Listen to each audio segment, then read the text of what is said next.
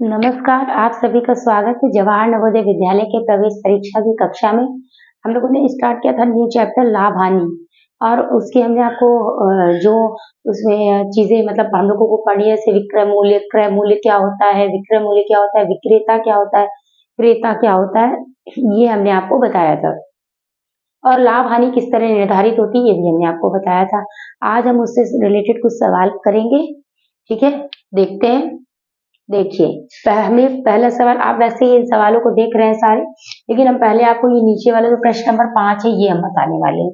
क्यों बता रहे हैं ये भी हम आपको बता देंगे। नीचे लिखिए आप प्रश्न। एक रेडियो रुपए 500 में खरीदा जाता है जबकि रुपए 550 में बेचा जाता है। लाभ या हानि की धनराशि के बराबर है। देखिए, पहले आप ये बताइए कि विक्रय मूल्य, ठीक है, और क्रय मूल्य, ये दो चीजें हमने पढ़ी है। विक्रय मूल्य मतलब किसी वस्तु को जितने पैसे पे बेचा जाता है उसे कहते हैं, और क्रय मूल्य जो कीमत दे करके हम वस्तु को खरीदते हैं उसे हम कहते हैं क्रय मूल्य, ठीक है। जब विक्रय मूल्य क्रय मूल्य से अधिक होगा तो हमें क्या होता है, लाभ होता है, ठीक है। और जब क्रय मूल्य विक्रय मूल्य से अधिक होगा तो हमें हानि होती है, ठीक है। ये हमारा बेसिक कॉन्सेप्ट था। अब हम यहाँ पर क्या करते हैं कि पहले हम इसको निर्धारित कर लेते हैं। वो कह रहा है लाभ या हानि जो भी होगी वो कितनी धनराशि होगी इसकी, किसके बराबर है। तो देखिए, एक रेडियो रुपए 500 में खरीदा जाता है, यानी खरीदा गया है 500 रुपए में, यानी 500 रुपए क्या है, क्रय मूल्य है। तो हम इसको इसके नीचे लिख देंगे, ये हो गया 500 रुपए। अब कह रहा है कि रुपए 550 में बेचा जाता है। जो जिस दाम पर वस्तु बेची जाती है वो होता है विक्रय मूल्य, यानी ये 550 रुपए क्या हो गया, हमारा विक्रय मूल्य। अब आप दोनों में देख के बताइए विक्रय मूल्य ज्यादा है या क्रय मूल्य। तो हमारा विक्रय मूल्य ज्यादा है, ठीक है, विक्रय मूल्य ग्रेटर आ रहा है। तो क्या होगा यहाँ पर, तो पहली बात तो हमें ये याद हो गया है, ये मतलब समझ में आ गया है कि यहाँ पर हमें लाभ प्राप्त होगा, ठीक। अब लाभ या हानि कह रहा था तो हमें क्या प्राप्त हो रहा है, लाभ प्राप्त होता है। अब लाभ के लिए फॉर्मूला क्या है, लाभ बराबर विक्रय, शॉर्ट में लिख दे रहे हैं, विक्रय मूल्य माइनस क्रय मूल्य, ये हमारा फॉर्मूला है। विक्रय मूल्य हमारा क्या है, 550, और क्रय मूल्य हमारा क्या है, 500। हम इसे घटा देंगे तो आ जाएगा 50 रुपीज। ये हमारा क्या हो गया, ये हमारा हो गया लाभ, ठीक है। तो लाभ होगा और जो है क्या होगा, 50 रुपए धनराशि के बराबर होगा। ये हमारा हो गया सवाल। देखिए, अब हम आपको बता दें कि ये हमने सवाल सबसे लास्ट वाला पहले क्यों करा, ये सवाल सबसे इजी सवाल है। इस तरीके के सवाल आप आसानी से लगा लेंगे। इसके लिए आपको केवल इतना ध्यान रखना है कि आपको विक्रय मूल्य और क्रय मूल्य को अलग अलग समझ लेना है कि क्या दे रहा है, विक्रय मूल्य कितना दे रहा है, क्रय मूल्य, और हम उससे हम क्या करेंगे कि निर्धारित कर लेंगे, ठीक, कि क्या चीज ग्रेटर है, विक्रय मूल्य या फिर क्रय मूल्य। जो भी होगी उससे हम, अगर यहीं पे यहाँ पे ये होता क्रय मूल्य, ये होता तो यहाँ पे हानि होती, हानि के लिए क्रय माइनस विक्रय मूल्य होता, तो हमारा यहाँ पे आ जाता 50 रुपए हानि होगी, ठीक।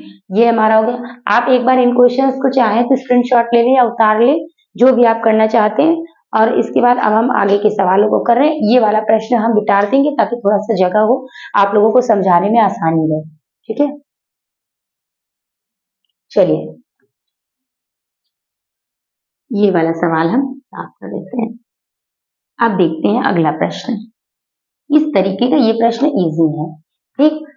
आपसे क्रय मूल्य और विक्रय मूल्य पूछेगा, थोड़ा सवाल को घुमा करके देगा जो आपके लिए कठिन हो जाता है। तो हमें वही अभी देखना है कि किस तरीके से हमको निकालना है। पहला हम सवाल देखते हैं। एक व्यक्ति ने एक टीवी 18,200 रुपए में खरीदा, देखिए, ठीक। उसने इस टीवी की मरम्मत पर रुपए 800 खर्च किए। वो इसको कितने में बेचे कि उसको रुपए 3,000 का लाभ हो। देखिए, पहली बात हमें निकालना क्या है, विक्रय मूल्य। ये हम कर रहे हैं क्वेश्चन नंबर 1। अब ठीक है, हम ये कह रहा है कितने, ये देखिए कह रहा है कितने रुपए में बेचे, तो हमने ये कह रहा है बेचे मतलब कितने रुपए में बेचे, यानी विक्रय मूल्य ज्ञात क्या करना है हमको, विक्रय मूल्य ज्ञात करना है, ठीक। बेचे। फिर अब हम देखेंगे कि हमें दिया क्या क्या है। हमें दे रहा है, कह रहा है कि 3000 रुपए का लाभ है। एक तो हमें लाभ दे रहा है, लाभ कितने रुपए का बता रहा है, 3000 रुपए का बता रहा है। और क्या चीज दे रहा है, और दे रहा है, देखिए अब हमें यहाँ पर समझना है कि क्रय मूल्य दे रहा है।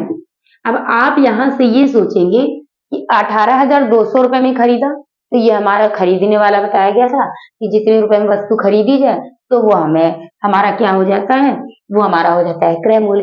लेकिन आपको यहाँ पर एक चीज ये ध्यान देनी है कि 18,200 रुपए में उसने खरीदा, लेकिन उस टीवी को उसने जो है ठीक करवाया कितने रुपए में, 1800 रुपए में। तो उसका जो लागत लगा टोटल उस वस्तु पर, वो 1800 रुपए भी तो इंक्लूड होगा, वो भी तो उसने खर्च किया उसी वस्तु पर, तब तो वो उसकी काम में आई। तो 18,000 प्लस 18,200 प्लस 1800 कर देंगे तो कितना हो जाएगा, ठीक है। हाँ, हो जाएगा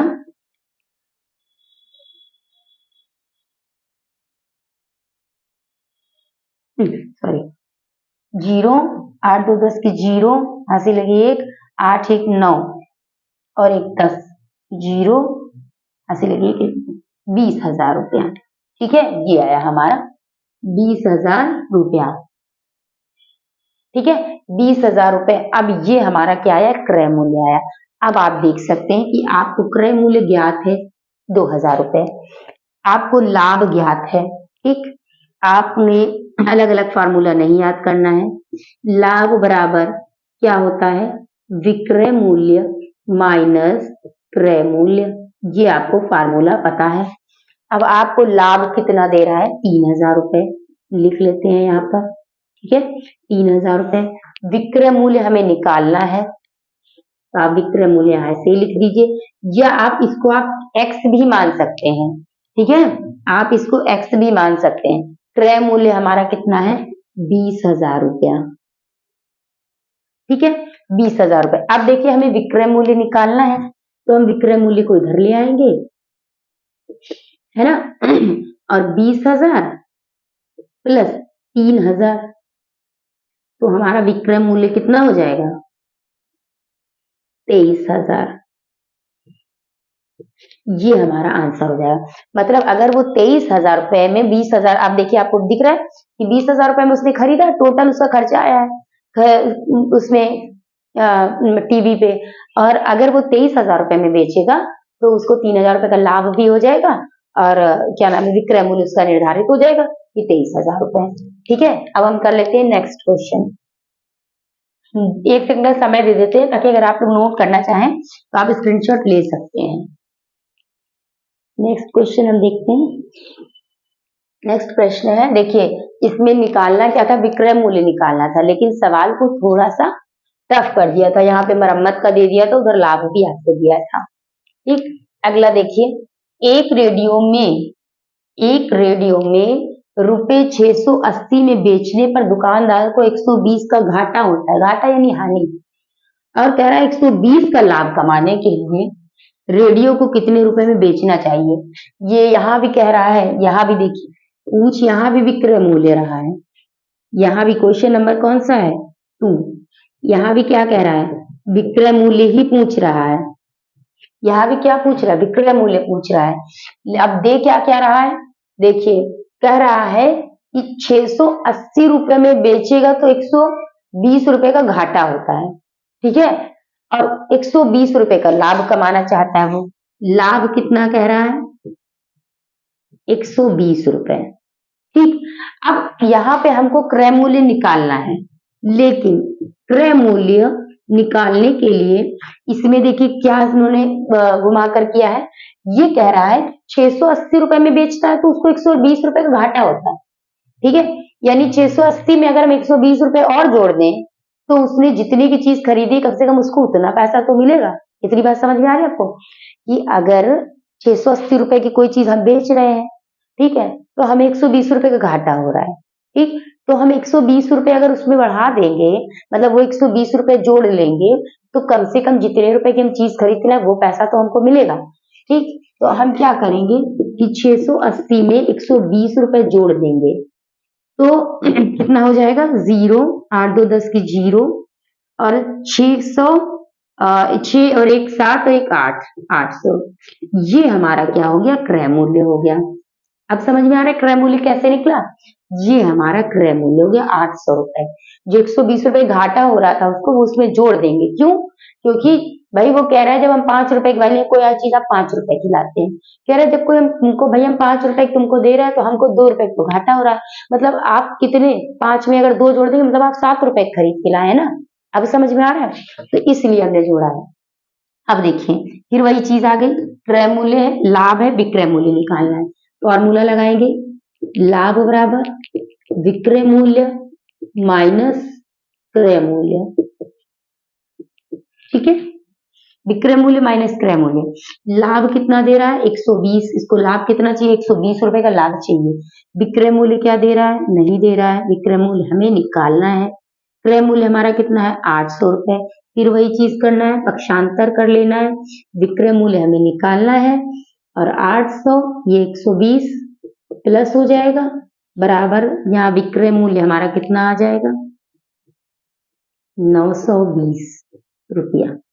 ठीक है, ये हमारा आंसर हो जाएगा। मतलब 920 रुपए में देखिए, अब आपको समझ में यहीं से आ रहा होगा 800 रुपए इसका क्रय मूल्य है, तो उसको अगर 120 रुपए का लाभ चाहिए तो वो 920 रुपए की वस्तु को बेचेगा। नेक्स्ट क्वेश्चन देख लेते हैं।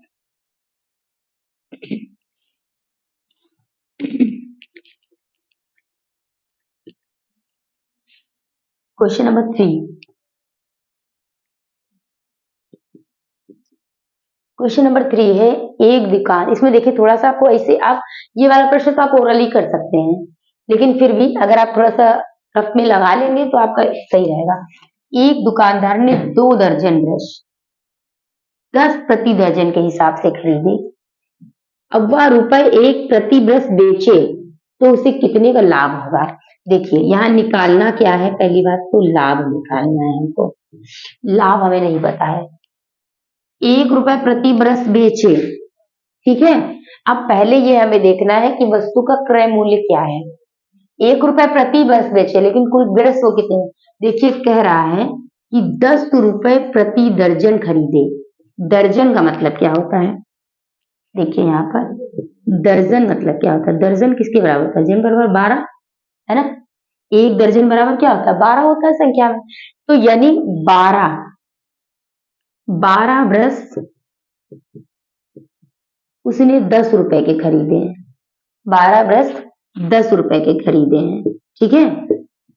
तो अब 12 ब्रश उसने 10 रुपए के खरीदे हैं, तो 2 दर्जन ब्रश खरीदे हैं, ठीक। तो 2 दर्जन का मतलब क्या हो गया 24।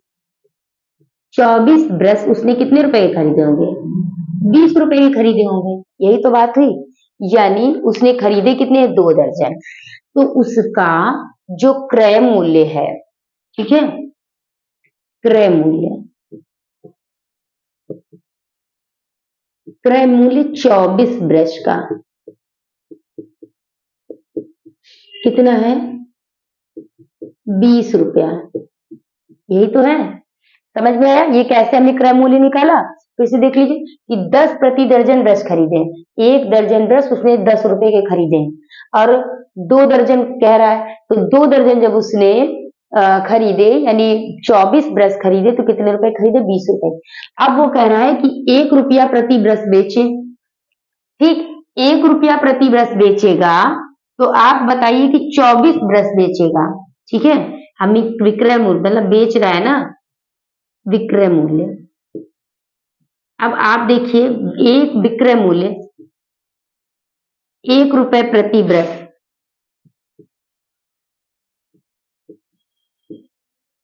1 रुपए प्रति ब्रश है, क्योंकि विक्रय मूल्य 1 रुपया प्रति ब्रश है, ठीक है। तो बताइए 24 ब्रश का कितना हुआ, इसलिए 24 ब्रश का विक्रय मूल्य 24 रुपया। इसमें तो कोई दिक्कत नहीं है, ये समझ में आ गया। अब कह रहा है, अब देखिए अब हमें क्या है, ये विक्रय मूल्य मिल गया, ये क्रय मूल्य हो गया, तो हमें लाभ निकालना है। तो कह रहा बताइए लाभ कितना होगा। लाभ बराबर विक्रय मूल्य माइनस क्रय मूल्य।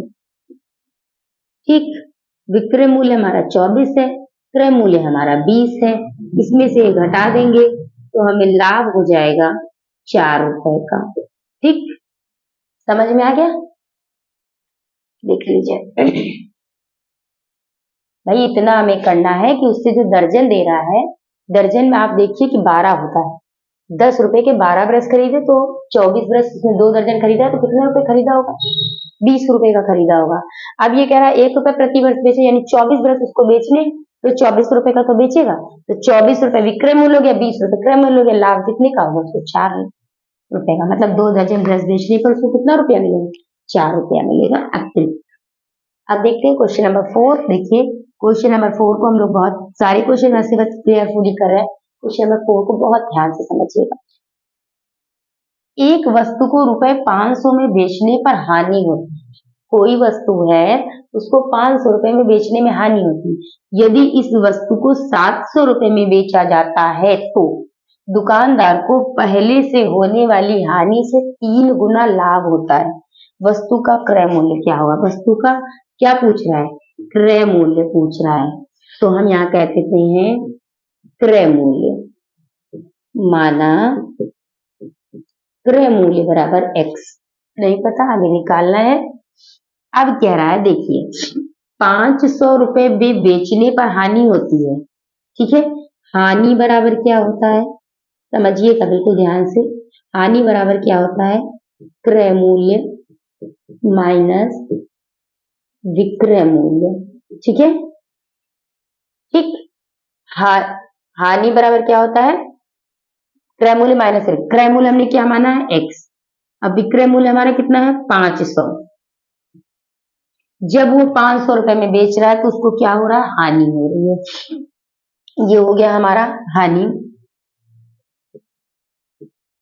ठीक, दूसरी देखिए क्या चीज होगी इसमें। दूसरी चीज है कि इस वस्तु को अगर 700 रुपए में बेचा जाए, मतलब क्रय मूल्य उसका x ही है, लेकिन अगर हम उसको 700 रुपए में बेचेंगे तो दुकानदार को पहले से होने वाली हानि जो है 3। तो देखिए अगर 700 रुपए में बेचेगा तो मतलब कहने का यहाँ पे आप ये देखिए कि लाभ होता है। इतनी बात समझनी है। तो लाभ बराबर क्या है, लाभ बराबर विक्रय मूल्य माइनस क्रय मूल्य।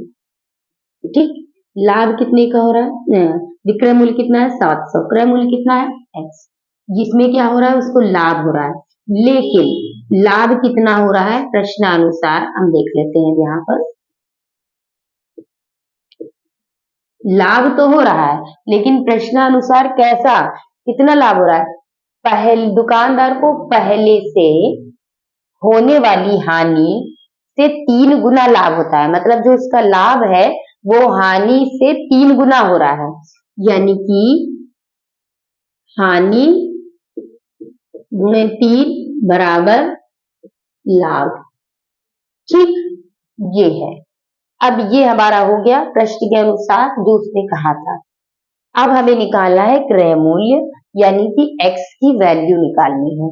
अब देखिए हानि का हमारा ये लिखा हुआ है। ठीक, हानि का हमारा क्या है, x माइनस 500, ये हमारी हानि है, गुणे 3 करेंगे बराबर लाभ कितना है हमारा 700 माइनस x। अब हम इसको हल करेंगे, x की वैल्यू यानी क्रय मूल्य निकल जाएगा। इसका इसमें गुणा करेंगे तो क्या आएगा 3x बराबर 3x माइनस 1500। ठीक है, बराबर ये 700 माइनस x ही रहेगा। इसको हम इसके आगे हल कर लेते हैं। यहाँ पर, यहाँ क्या नीचे कर लेते हैं, दिखाई दे रहा है, नीचे का देख लेते हैं। देखिए यहाँ पर हम करते हैं 3x माइनस 1500 और 700 माइनस x। अब इसको हम हल कर लेते हैं। देखिए ये माइनस का x है, पक्षांतर करेंगे ये प्लस x हो जाएगा बराबर 1500, और ये माइनस का 1500 उधर जाएगा फिर प्लस 700 है। तो हमें क्या मिल रहा है यहाँ पर, देखिए ये हो गया 4x, यहाँ पे कर दे, ये हमारा हो गया 4x बराबर 1500 प्लस 700 कितना हो जाएगा 2200। अगर देखिए यहाँ पर ना दिख रहा हो तो हम इसको यहाँ पर एक बार यहाँ फिर से लिख देते हैं। इसको गुणा करने के बाद देख लीजिए जल्दी से 3x माइनस 1500 बराबर 700 माइनस x। अब यहाँ पे हम हल कर लेते हैं। देखिए यहाँ में x की वैल्यू निकाली है तो क्रय मूल्य में पता चल जाएगा। ये x इधर आ जाएगा 3x प्लस x बराबर 1500 प्लस 700, ये हमारा हो गया 4x बराबर 2200। x बराबर 4 2200/4 ये की काटेंगे 4 पंचे 20, 4 पंचे 20, यहाँ कितना बच रहा है 2, 4 पंचे 20, ये 0 उतार लेंगे तो x की वैल्यू क्या आ गई 550 रुपए। ये 550 रुपए हमारा क्या हो गया क्रय मूल्य हो गया। एक बार फिर से समझ लीजिए कि हम क्रय मूल्य को मान लेंगे x, हानि हमें हो रही थी x माइनस 500 निकालेंगे, फिर हम इसी प्रकार से लाभ का और उसके बाद हम x की वैल्यू निकालेंगे। तो ये हो गया आज का हमारा हानि। अब हम कल जो पढ़ेंगे उससे प्रश्न भी ज्यादा आते हैं, लाभ प्रतिशत और हानि का प्रतिशत। लाभ प्रतिशत निकालेंगे और हानि प्रतिशत निकालेंगे, उसके बाद हमारा चैप्टर खत्म हो जाएगा। हम अगर चैप्टर खत्म कर देते हैं तो इसका मतलब ये नहीं है कि हम किसी चैप्टर को दोबारा नहीं बताएंगे, फिर हम प्रैक्टिस सेट करवाएंगे तभी भी बताएंगे। उसके अलावा भी अगर आपके कोई प्रश्न है तो आप बीच से पूछ सकते हैं। ठीक है, तो आज के लिए बस इतना ही। कल हम इस चैप्टर को खत्म करेंगे। तब तक के लिए नमस्कार, जय हिंद, जय भारत।